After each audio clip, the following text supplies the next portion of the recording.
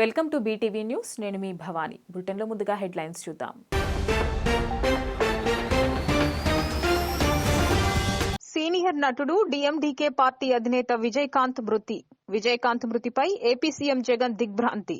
విజయకాంత్ కుటుంబానికి, ఆయన అభిమానులకు, డీఎండీకే పార్టీ కార్యకర్తలకు సంతాపం వ్యక్తం చేసిన సీఎం. ప్రపంచానికి నాయకత్వం వహించే అవకాశం భారత్కే ఉందని టీడీపీ అధినేత చంద్రబాబు వెల్లడి. 2047 సంవత్సరానికి ప్రపంచంలో భారత్ నెంబర్ 1 గా ఉంటుందని వ్యాఖ్య. జగనన్న హయాంలో శంకుస్థాపనలు చేయడమే కాదని ప్రారంభోత్సవాలు కూడా తామే చేస్తున్నామని మాజీ మంత్రి వెల్లంపల్లి వెల్లడి. పశ్చిమంలో లేబర్ కాలనీ గ్రౌండ్ కు ఆర్భాటంగా శంకుస్థాపన చేసిన చంద్రబాబు ఒక ఇటుక కూడా పేర్చలేదని ఎద్దేవా. మంత్రి జోగి రమేష్ ఇంటిని ముట్టడించిన అంగన్వాడీల సమస్యలను పరిష్కరించాలని డిమాండ్. సీనియర్ నటుడు డీఎండీకే పార్టీ అధినేత విజయకాంత్ తీవ్ర అనారోగ్యంతో కన్నుమూసిన సంగతి విదితమే. గత కొన్ని వారాలుగా ఆయన ఆరోగ్య పరిస్థితి క్షీణిస్తూ వస్తోంది.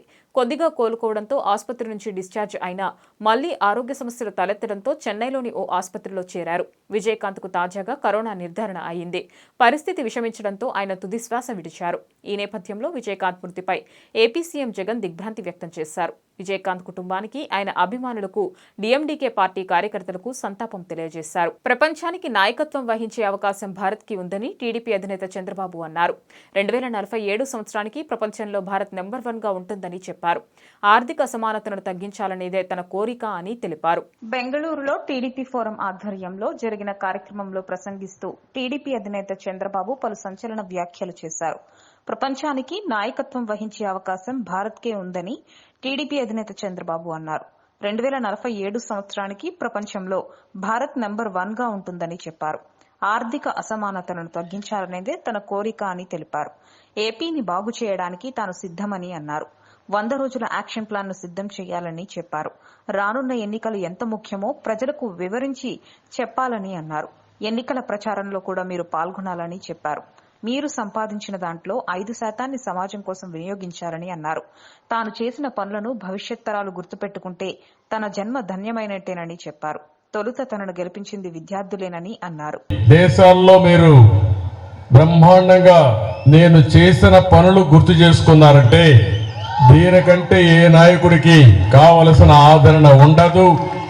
దానికి పూర్తిగా మీ అందరికీ ధన్యవాదాలు తెలియజేస్తున్నా, అభినందనలు తెలియజేస్తున్నా. ఒకప్పుడు తెలుగు వారంటే ఆంధ్రప్రదేశ్కే పరిమితం అయ్యేవాళ్ళం. ఈరోజు తెలుగు వాడంటే బెంగళూరులో చూస్తే బెంగళూరు సిటీని కూడా ప్రభావితం చేసేది తెలుగు వాళ్లే. ఆ స్థాయికి మీరు వచ్చే పరిస్థితికి వచ్చారు. తెలుగు వారు ఈరోజు ఒక పక్క ఆంధ్రప్రదేశ్, తెలంగాణ 2 రాష్ట్రాల్లోనే కాకుండా అటు చెన్నైకి పోయినా, బెంగళూరుకు వచ్చినా, ఏ సిటీకి వచ్చినా ఎక్కడన్నా సమర్థంగా సేవలు అందిస్తున్నారంటే వారికి చిరునామాగా తెలుగు వారు ఉన్నారు. ఇది మనందరికీ గర్వ కారణం. ఒక మన దగ్గరనే కాదు, మన దేశంలోనే కాదు, ప్రపంచం మొత్తం తెలుగు వారు వెళ్లే పరిస్థితి వచ్చారు. ఏ దేశానికి వెళ్ళినా మన అడ్రస్ కోసం ఎత్తుక్కోకుండా ఎక్కడన్నా పాస్ లొకాలిటీ ఉంటే అక్కడికి వెళ్తే అక్కడ ఇండియన్స్ ఉంటారు. వాళ్ళల్లో చూస్తే ప్రముఖమైన స్థానంలో తెలుగు వాళ్ళు ఉంటారు. ఇది చాలా గర్వ కారణం అని చెప్పి కూడా నేను మీకు తెలియజేస్తున్నా. దీనికి కారణం 30 సంవత్సరాల కంటే ముందు నేను ముఖ్యమంత్రి అయిన తొలి రోజుల్లో నేను ఒకటే ఆలోచించాను. తెలుగువారు అప్పటి వరకు జగనన్న హయాంలో శంకుస్థాపనలు చేయడమే కాదని ప్రారంభోత్సవాలు కూడా తామే చేస్తున్నామని మాజీ మంత్రి వెల్లంపల్లి శ్రీనివాసరావు అన్నారు. లేబర్ కాలనీ గ్రౌండ్ కు ఆర్భాటంగా శంకుస్థాపన చేసిన చంద్రబాబు ఒక ఇటుక కూడా పేర్చలేదని ఎద్దేవా చేశారు. అంగన్వాడీలు, కాంట్రాక్ట్ అవుట్సోర్సింగ్ కార్మికులు ప్రతిపక్షాల ఉచ్చులో పడి సమ్మెలు చేయొద్దని హితవు పలికారు. స్థానిక విద్యాధరపురం 44వ డివిజన్లోని ప్రజా సమస్యలు తెలుసుకుని వాటిని అక్కడికక్కడే పరిష్కరించేందుకు మాజీ మంత్రి, పశ్చిమ నియోజకవర్గ శాసనసభ్యులు వెల్లంపల్లి శ్రీనివాసరావు గురువారం నాడు అధికారులు, స్థానిక కార్పొరేటర్ మైలవరపు రత్నకుమారి, దుర్గారావు మరియు పార్టీ నాయకులతో కలిసి క్షేత్రస్థాయిలో డివిజన్లోని ప్రజలను కలుస్తూ పర్యటించారు. ఈ సందర్భంగా వెల్లంపల్లి శ్రీనివాసరావు మాట్లాడుతూ అధికారులతో కలిసి కొండ ప్రాంతం అంతా పర్యటించడం జరిగిందన్నారు. టీడీపీ హయాంలో కొండ ప్రాంత అభివృద్ధిని విస్మరించారన్నారు. మేము వచ్చాకే కొండ ప్రాంత మెట్లను గాని, డ్రైన్స్ గాని, రిటైనింగ్ వాల్స్ గాని అభివృద్ధి చేశామన్నారు. ఇంటింటికి వెళుతుంటే అవ్వాతాతలు ప్రతి నెల 1వ తేదీ పెన్షన్ అందుతుందని హర్షం వ్యక్తం చేస్తున్నారన్నారు. మా దృష్టికి వచ్చిన ప్రతి సమస్యను పరిష్కరించేందుకు కృషి చేస్తున్నామన్నారు. 76,40,000 రూపాయల నిధులతో డివిజన్లోని క్రింది ప్రాంతంలో రోడ్ల నిర్మాణానికి శంకుస్థాపన చేసుకోవడం జరిగిందన్నారు. అన్ని సిమెంట్ రోడ్లను వేస్తున్నామన్నారు. 44వ డివిజన్లో అభివృద్ధి పనులను శరవేగంగా చేస్తున్నట్లు తెలిపారు. ప్రజలకు మంచి చేసే ప్రభుత్వం వైకాపా ప్రభుత్వం అని కొనియాడారు. ప్రతిపక్షాల మాటలు విని అంగన్వాడీ గాని, ఇతర వర్కర్లు గాని సమ్మెలు చేయవద్దని కోరారు. ఈ కార్యక్రమంలో నగర మేయర్ రాయన భాగ్యలక్ష్మి, స్థానిక కార్పొరేటర్ మైలవరపు రత్నకుమారి దుర్గారావు తదితరులు పాల్గొన్నారు. 44వ డివిజన్లో పలు అభివృద్ధి కార్యక్రమాలు శంకుస్థాపనలు ఉన్నాయి. ఆల్రెడీ వర్కులు కూడా కొన్ని జరుగుతున్నాయి. కొద్ది రోజులు మళ్ళీ ప్రారంభోత్సవం కూడా చేయబోతున్నాం. సుమారుగా దాదాపు 76 లక్షలు పెట్టి ఈ రోడ్లన్నీ కూడా సిమెంట్ రోడ్లని శంకుస్థాపన కార్యక్రమం చేపట్టాం. 2 monthsలో ఇవన్నీ కూడా చేసేస్తాం.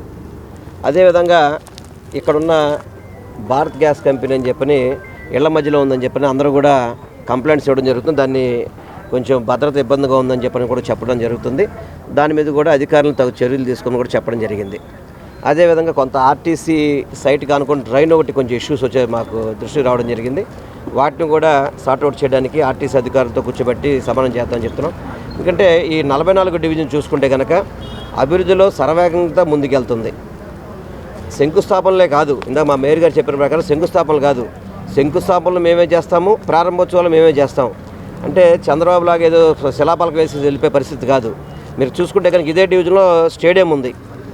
ఎలక్షన్స్ కొద్ది రోజుల ముందు దాన్ని శంకుస్థాపన చెప్పి 60 కోట్లు పెట్టి శంకుస్థాపన చేసి వెళ్ళిపోయాడు, ₹1 నిధులు విడుదల చేయకుండా.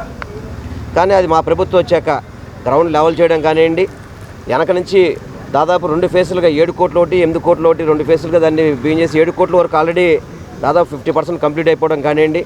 పూర్తిగా మేమంతా కూడా వర్కులు చేసుకుంటూ ముందుకెళ్తున్నాం. గతంలో శిలాపలకాలకు మాత్రమే పరిమితమే పార్టీ కానీ ప్రభుత్వం కానీ చంద్రబాబు ప్రభుత్వం, తెలుగుదేశం ప్రభుత్వం. ఈరోజు మన 44వ డివిజన్లోన శంకుస్థాపనలకు మనం చేసుకోవటం జరిగింది. మనకి 76 లక్షల వ్యయంతో సీసీ రోడ్డు మనం ఈరోజు శంకుస్థాపన చేసుకోవడం జరిగింది. Main road and inter roads, అలాగే ప్రొవైడింగ్ మనకి కల్వర్ట్ కూడా ఇక్కడ నిర్మించుకోవడం జరిగింది. డ్రైన్లు కూడా నిర్మించుకోవడం జరుగుతుంది. ఎంత వేగవంతంగా ఎంత త్వరితగతిన అభివృద్ధి అన్నది మనకి జరుగుతుంది అన్నది ఒకసారి మనం గమనించవచ్చు. ప్రతి నియోజకవర్గంలోన ఈరోజు విజయవాడ సిటీలో 3 నియోజకవర్గంలో డైలీ ఎక్కడో ఒక్కడ శంకుస్థాపన చేసుకోవటం, ఓపెనింగ్లు చేసుకోవటం నిత్యం. అంటే ఎంత అభివృద్ధి చెందుతుంది, ఎంత ఫండింగ్ అన్నది మనకు వస్తుంది, ఎంత చక్కగా మన ప్రీతం నాయకులు ముఖ్యమంత్రి వర్యులు ఆధ్వర్యంలో ఈరోజు పూర్తి స్థాయిలో విజయవాడ నగర అభివృద్ధి అన్నది ఏ రకంగా జరుగుతుంది. అలాగే విజయనగరం మన ఎమ్మెల్యేలు కూడా, నియోజకవర్గ ఎమ్మెల్యేలు కూడా ఎంత చక్కగా ఈరోజు పనులు చేపిస్తున్నారు. అలాగే కార్పొరేటర్లు వాళ్ళ డివిజన్లు మోడర్న్ డివిజన్ చేసుకునే విధంగా ఈరోజు కొండ ప్రాంతాలే కానీ, దిగువ ప్రాంతాలే కానీ, సీసీ రోడ్లు కానీ, బీటీ రోడ్లు కానీ, కల్వర్ట్లు కానీ, అలాగే వాటర్ ట్యాంకులు కానీ, మంచినీటి పైప్ లైన్లు కానీ ఏ రకంగా అభివృద్ధిలోకి తీసుకెళ్తున్నారన్నది ఒకసారి గమనించవచ్చు. గత 5 ఏళ్ల కాలంలో ఈ అభివృద్ధి ఎందుకు జరగలేదు, ఇదే ఫండింగు ఎటుదారి మళ్ళింది అన్నది కూడా ఈరోజు ఇంత అభివృద్ధి చెందుతుంది. కాబట్టి ఇక్కడ ఉన్న ప్రజానికం రేపు పొద్దున్న పగటివేష. ఆంధ్రప్రదేశ్లో అంగన్వాడీ ఉద్యోగుల పోరాటం ఉధృతంగా కొనసాగుతోంది. వివిధ ప్రాంతాల్లో వివిధ రూపాల్లో అంగన్వాడీలు పోరాటం చేస్తున్నారు. ఎన్టీఆర్ జిల్లా ఇబ్రహీంపట్నంలోని రాష్ట్ర గృహ నిర్మాణ శాఖ మంత్రి జోగి రమేష్ ఇంటిని అంగన్వాడీ కార్యకర్తలు ముట్టడించారు. అంగన్వాడీల సమస్యలు పరిష్కరించాలని ఎన్టీఆర్ జిల్లా ఇబ్రహీంపట్నంలోని రాష్ట్ర గృహ నిర్మాణ శాఖ మంత్రి జోగి రమేష్ ఇంటిని అంగన్వాడీ కార్యకర్తలు ముట్టడించారు.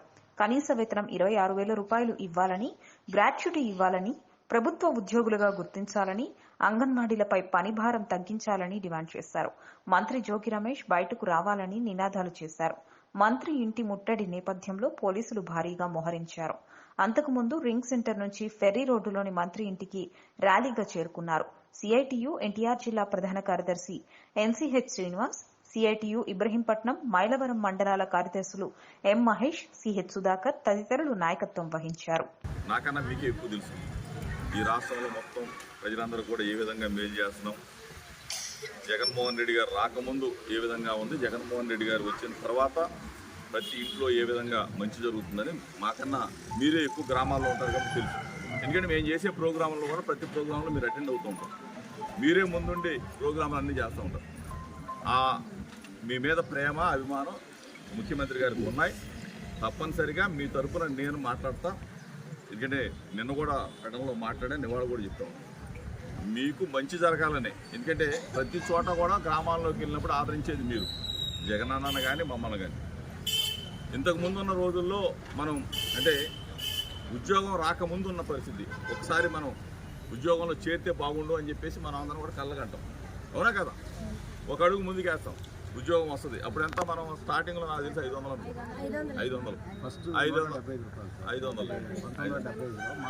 నుంచి అట్లా మనకు కూడా ఏంటంటే రాష్ట్ర ప్రభుత్వానికి కేంద్ర ప్రభుత్వానికి ముడిపడి ఉన్న ఉద్యోగాలు ఇవన్నీ కూడా మనం అర్థం చేసుకోవాల్సింది కూడా. మనం ముఖ్యమంత్రి గారి దృష్టికి ఆల్రెడీ 2-3 సార్లు డిస్కస్ చేయడం కూడా జరిగింది. మీ పట్ల సానుభూతి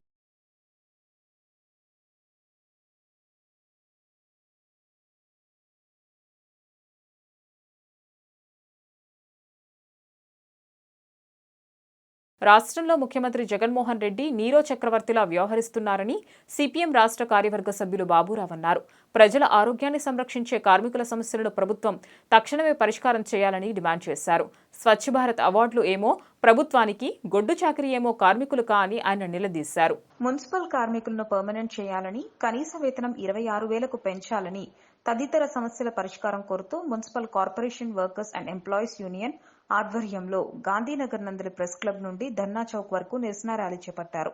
ఈ కార్యక్రమంలో కార్మికులు పెద్ద ఎత్తున పాల్గొన్నారు. ఈ సందర్భంగా నిరసన ర్యాలీలో పాల్గొన్న సిపిఎం నాయకులు దోనేపూడి కాశీనాథ్, బాబురావులు మాట్లాడుతూ గత 3 రోజులుగా సమ్మె చేస్తున్న ప్రభుత్వంలో ఎటువంటి స్పందన లేదన్నారు. సమ్మె ప్రభావం ఎక్కడా లేదని, నగరమంతా పరిశుభ్రంగా ఉందనే అబద్దపు ప్రచారం ప్రభుత్వం చేస్తుందని మండిపడ్డారు.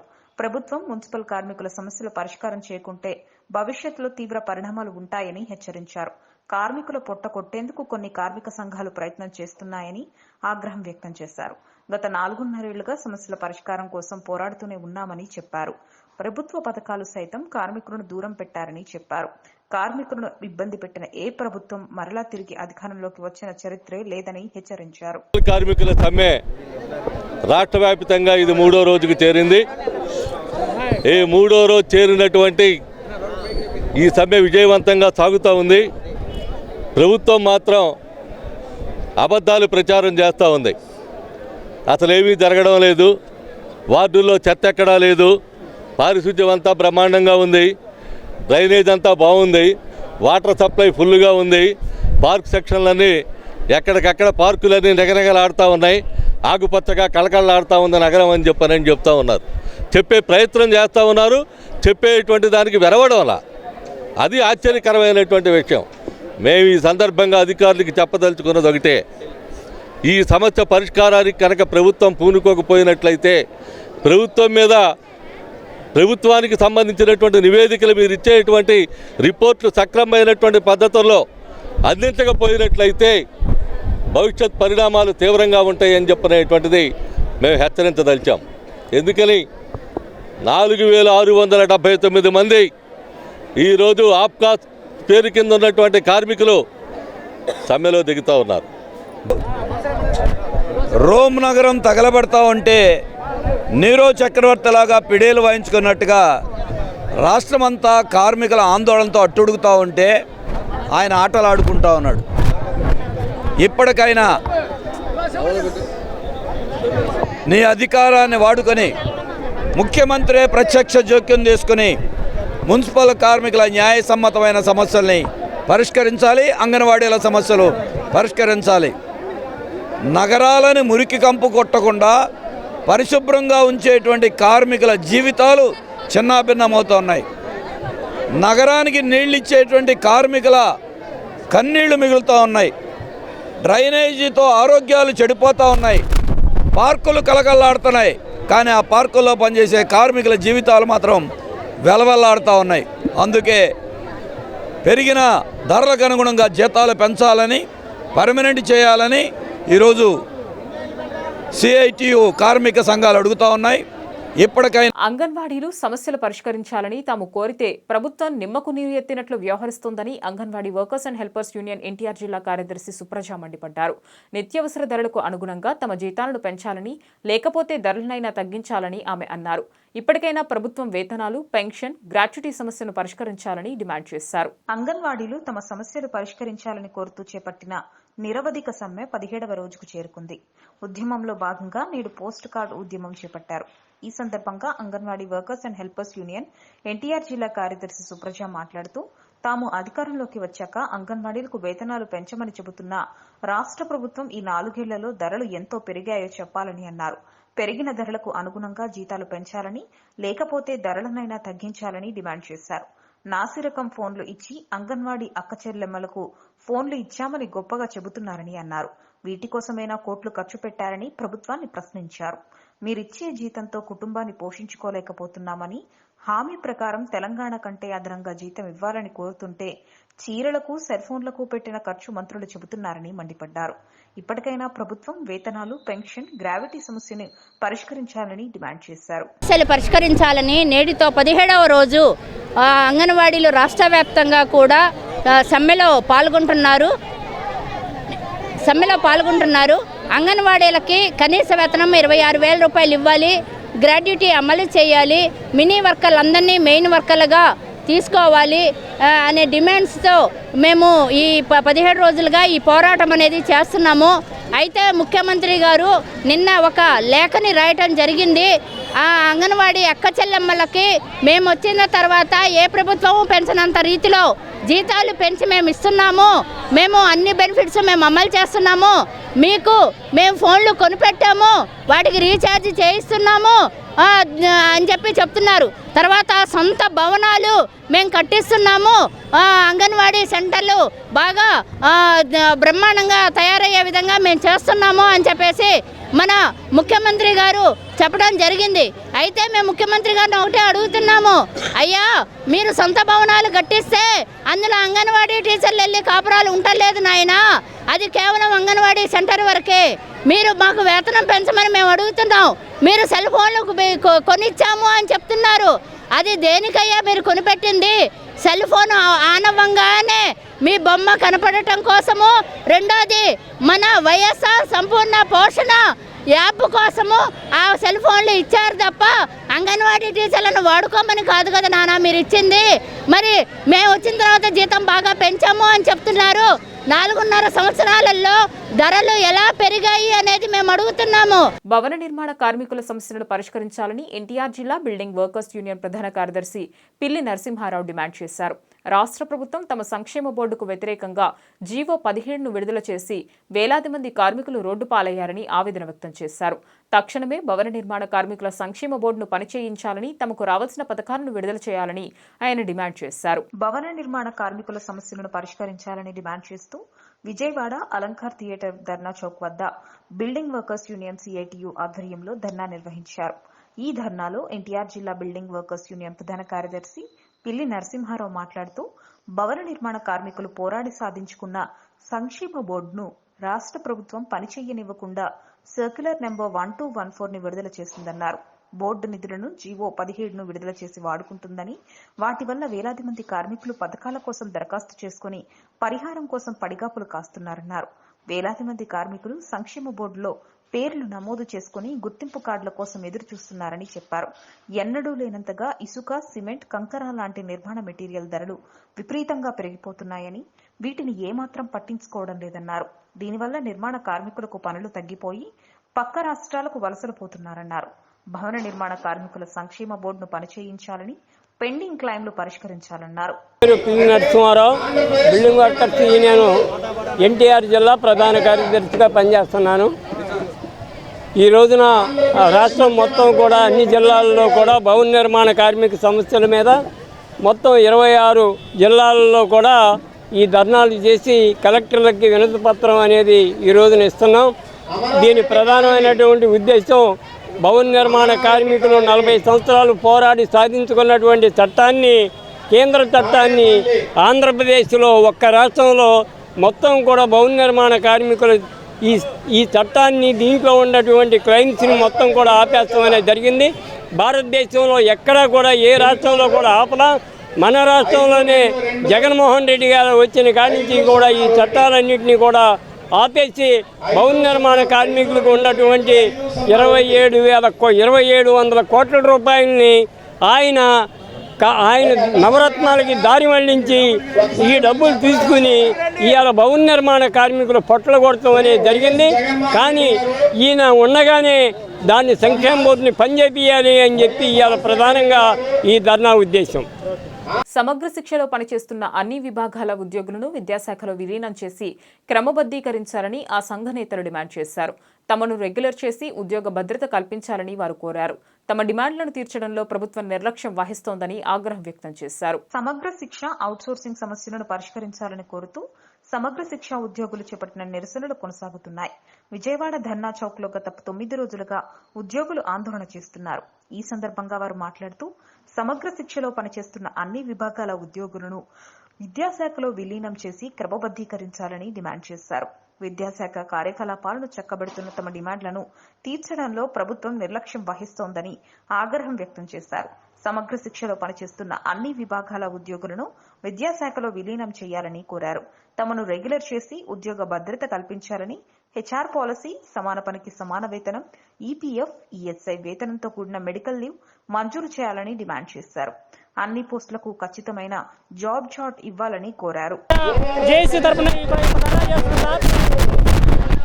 జగన్మోహన్ రెడ్డి గారికి మేము పాదయాత్రలో ఉన్నప్పుడు ప్రతి జిల్లాలో కూడా మేము పాదయాత్రలో రిప్రజెంటేషన్ ఇవ్వడం జరిగింది సార్. సమగ్ర శిక్షలో గత 12 సంవత్సరాలు, 13 సంవత్సరాలు, 15 సంవత్సరాల నుంచి కూడా వివిధ వింగుల్లో పనిచేస్తున్నారు. అప్పుడు పాదయాత్రలో మేము రిప్రజెంటేషన్ జరిగింది సార్. జగన్మోహన్ రెడ్డి గారు ఆ పాదయాత్రలో మాకు గవర్నమెంట్ అధికారంలోకి రాగానే మేము రెగ్యులర్ చేస్తామని చెప్పి హామీ ఇవ్వడం జరిగింది సార్. కానీ అధికారంలో వచ్చిన 4.5 సంవత్సరాలు అయినా కూడా మా పట్ల వివక్ష ధోరణిలో ఉన్నారు సార్. కాబట్టి మా యొక్క పాదయాత్రలో ఇచ్చిన హామీల ప్రకారం మమ్మల్ని రెగ్యులర్ చేయమని అడుగుతున్నాం సార్. గవర్నమెంట్ ఈ రీసెంట్గా 2014 కంటే ముందు ఉన్న ఉద్యోగాలను రెగ్యులర్ చేస్తామని చెప్పేసి హామీ ఇచ్చారు. కానీ అందులో సమగ్ర శిక్ష ఉద్యోగాలు లేకపోవడం వచ్చేసి బాధాకరం సార్. కాబట్టి వెంటనే ప్రభుత్వం యొక్క మా డిమాండ్లు పరిష్కరించి మమ్మల్ని రెగ్యులర్ చేసి మాకు ఉద్యోగ భద్రత కల్పించాలని చెప్పేసి మేము డిమాండ్ చేస్తుంది సార్. గత 9 రోజుల నుంచి రాష్ట్రంలో అన్ని జిల్లాల్లో కూడా సమగ్ర శిక్ష జేఏసీ తరఫున ధర్నాలు చేస్తున్నాం. కానీ ప్రభుత్వం తన మొండి వైఖరి వెన్నాడకుండా ఏ విధమైన చర్చలకు పిలవకుండా మమ్మల్ని ఇలా చూస్తుంది సార్. ఇలాగే ప్రభుత్వం ఇలాగే ఉంటే మేము రాబోయే కాలంలో ఈ యొక్క సమ్మెను ఉధృతం చేసి ప్రభుత్వంతో తాడోపేట తెలుసుకొని మా యొక్క డిమాండ్ సాధన కోసం ఎంత దాకా వెళ్ళడానికి మేము కృషి చేస్తామని చెప్పేసి ఈ సందర్భంగా చేస్తామండి. మరి సీఎం గారు పాదయాత్రలో కాంట్రాక్ట్ అవుట్సోర్సింగ్ ఉద్యోగులందరినీ రెగ్యులర్ చేస్తా అన్నారు. మరి తర్వాత కూడా 2014 ముందున్న వాళ్ళందరినీ రెగ్యులర్ చేస్తా అన్నారు. మరి మేము 2012లో రిక్రూట్ అయ్యాం. ఇప్పుడు మేము అడుగుతుంటే మీది ప్రాజెక్టు, మీది రెగ్యులర్ చేయడానికి వీల్లేదు అన్నారు. ప్రాజెక్ట్ అన్నప్పుడు ఆ రోజు సమగ్ర శిక్ష ఎంప్లాయీస్ అందరూ కలిసినప్పుడు ఆయనకు ఆ రోజు ప్రాజెక్ట్ అని తెలీదా? అందరూ కలిసినప్పుడు మేము అధికారంలోకి వస్తే ఖచ్చితంగా మీకు రెగ్యులర్ చేస్తాము, జీతాలు పెంచుతాం అన్నారండి. మరి గవర్నమెంట్ వచ్చినాక మాకు ఇంతవరకు వేతనాలు పెరగలేదు. మరి సీఎం గారు ఏదైతే పథకాలు అమలు చేస్తున్నారో, నాడు నేడు కానివ్వండి, అమ్మఒడి కానివ్వండి, జగనన్న విద్యా కానుక కానివ్వండి, ఏదైనా ఫీల్డ్ లెవెల్లో హెచ్ఎంసీ టీచర్ ప్రతి పిల్లాడికి చేరేది మా వల్లేనండి. మేము మే నెలలో కానీ రాత్రి అనక పగలనక అందరం కష్టపడితేనే అది ప్రతి పిల్లాడికి, ప్రతి కుటుంబానికి చేరింది. మరి ఇదే అమ్మఒడి పథకాన్ని మేము అర్ధరాత్రి దాకా కూర్చొని ఫస్ట్ సంవత్సరం ఆన్లైన్ చేస్తేనే ఈరోజు సచివాలయ ఉద్యోగాలు దాంతో సుఖపడుతున్నారు. దాన్ని ఫస్ట్ ఆన్లైన్ చేసింది మేమే, అర్ధరాత్రి అపరాత్రి పండగలు లేకుండా చేసింది మేమే. ఇదే జగనన్న విద్యా కానుక పిల్లలకు అందించడానికి షూస్ మోసాము, పిల్లల కాళ్ళు పట్టుకున్నాము. ప్రతి ఒక్కరి మే నెలలో కూడా కుటుంబాలు వదులుకొని ఎండాకాలంలో మేము చేసామండి. కరోనా టైంలో నాడు నేడు చేసామండి. నేను కరోనాకి ఎఫెక్ట్ అయ్యానండి. నా ఫ్యామిలీ నాకు ఏదైనా అయితే ఏమయ్యేది? సివియర్ కండిషన్లో నేను పిన్నమనేని పాలిక్లినిక్లో నేను అటెండ్ అయ్యాను. నాకు చాలా సివియర్ అయింది. ఆ టైంలో కనుక నాకు ఏదైనా అయితే నా కుటుంబానికి ఎవరు భరోసా? మాకు ఎవరికైనా ఏదైనా అయితే సరే మా కుటుంబాలకి భరోసా లేదు. మాకు ఉద్యోగ భద్రత కావాలి. అలాగే చనిపోయిన కుటుంబాలకు కారుణ్య నియామకాలు కావాలి, మాకు జీతాలు పెరగాలండి, మమ్మల్ని అందరినీ రెగ్యులేట్ చేయాలి. ఇదే మేము జగన్ గారికి 44వ డివిజన్లో మాజీ మంత్రి వెల్లంపల్లి విస్తృతంగా పర్యటించారు. టీడీపీ హయాంలో కొండ ప్రాంత అభివృద్ధిని విస్మరించారన్నారు.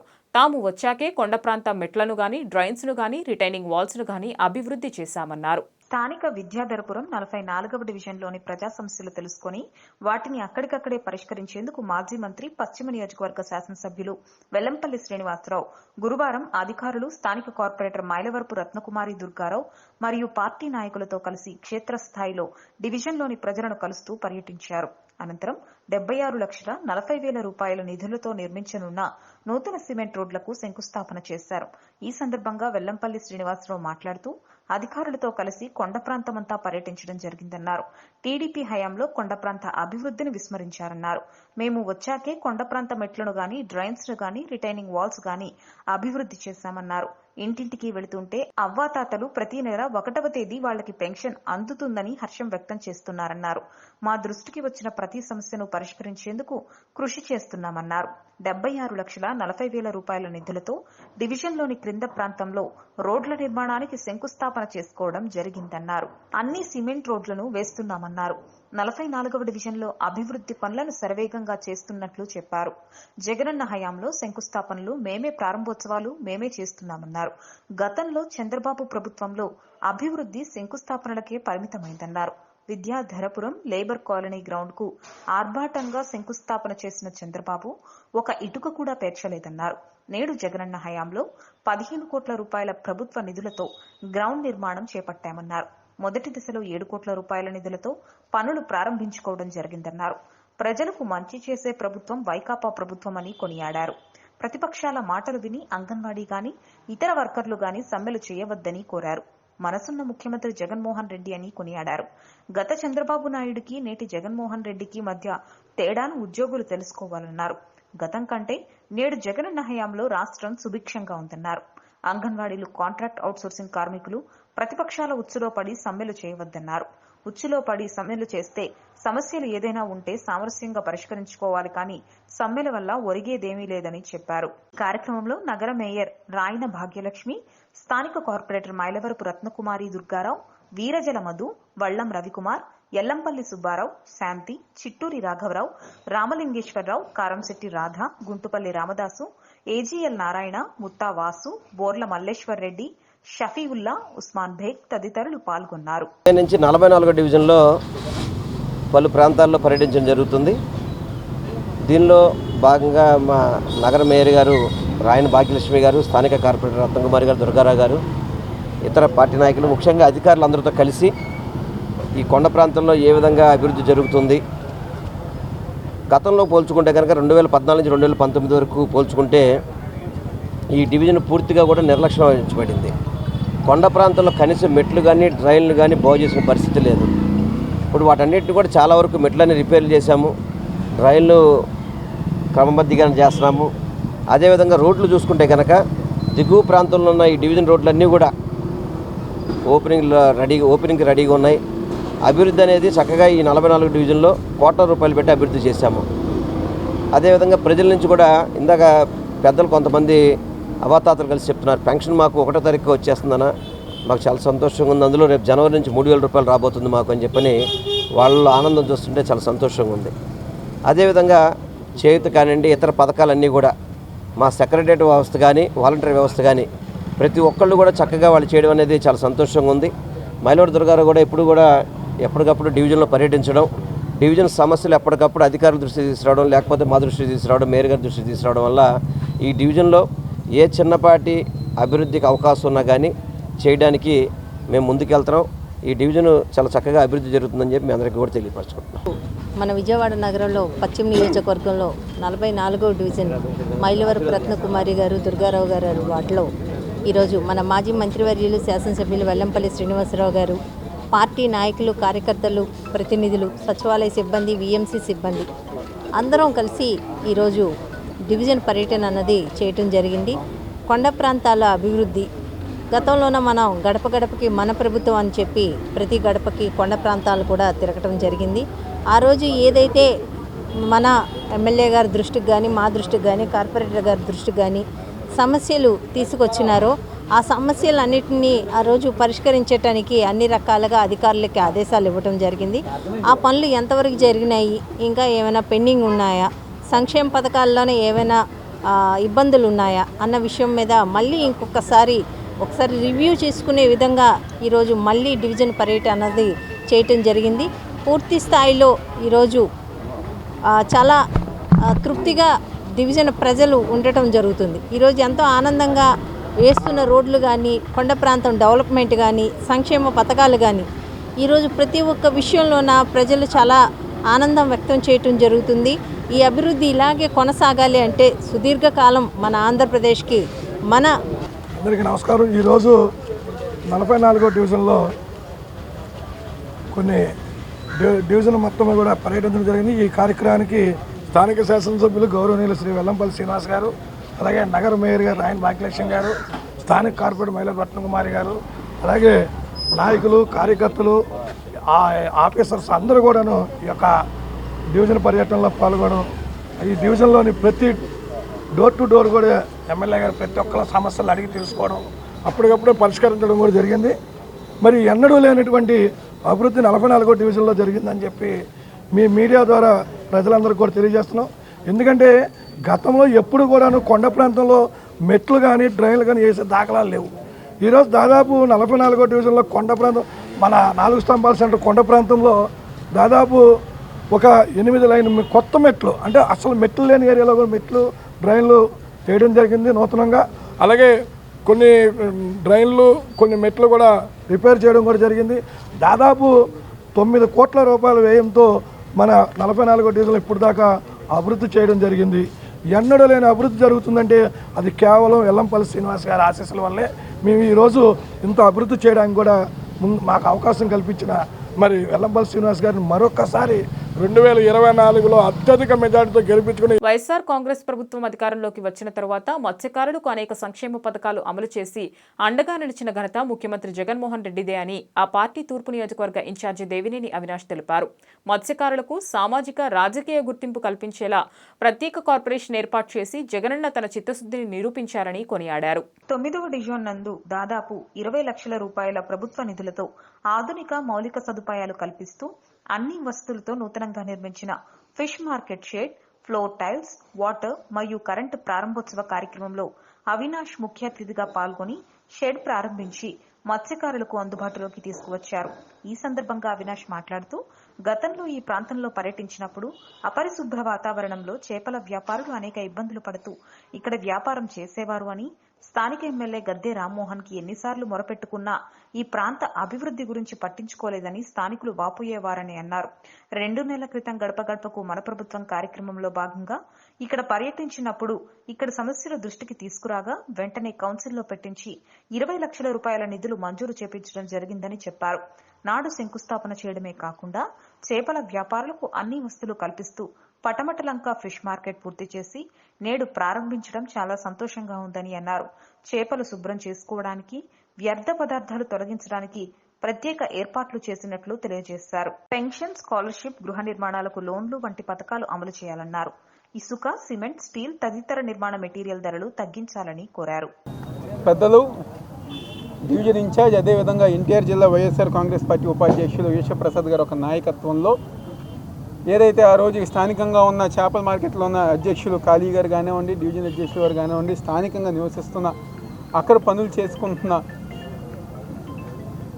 కార్మికులు కానివ్వండి, పెద్దలందరూ గారు ఈశ్వరప్రసాద్ గారు ఒక నాయకత్వంలో మా దృష్టికి మాకు ఇక్కడ కొత్తగా షెడ్ ఏర్పాటు చేయాలి, ఉన్న షెడ్డును బాగు చేయాలని చెప్పని ఏదైతే చెప్పారో దానికి అనుగుణంగా ఈరోజు డిప్యూటీ మేయర్ గారు ఒక ప్రపోజల్ కౌన్సిల్లో ఏర్పాటు చేసి కమిషనర్ గారు కానివ్వండి, మేయర్ గారు ఒక సహకారంతో దాదాపుగా 20 లక్షల రూపాయలు శాంక్షన్ చేపించి కరెక్ట్గా 2 నెలల క్రితం మేము శంకుస్థాపన చేసాం. ఈరోజు 2 నెలల తర్వాత ఎవరైతే ఇక్కడ పాపం రోజువారీ చేపల వ్యాపారం చేసుకుంటున్నారో వాళ్ళకి ఒక మంచి షెడ్ కానివ్వండి, వాటర్ పైప్ లైన్ కానివ్వండి, మంచినీటి సౌకర్యం కానివ్వండి, క్లీనింగ్ చేసిన విధానం కానివ్వండి, ఛార్జింగ్ పాయింట్లు కానివ్వండి, లైట్లు కానివ్వండి, టైల్స్ కానివ్వండి, వాళ్ళకి వాళ్ళ వ్యాపారం చేసుకునే విధంగా ఈరోజు ముఖ్యమంత్రి జగన్మోహన్ రెడ్డి గారు ఒక నాయకత్వంలో ఈరోజు దాన్ని ప్రారంభించుకోవటం కూడా జరిగింది.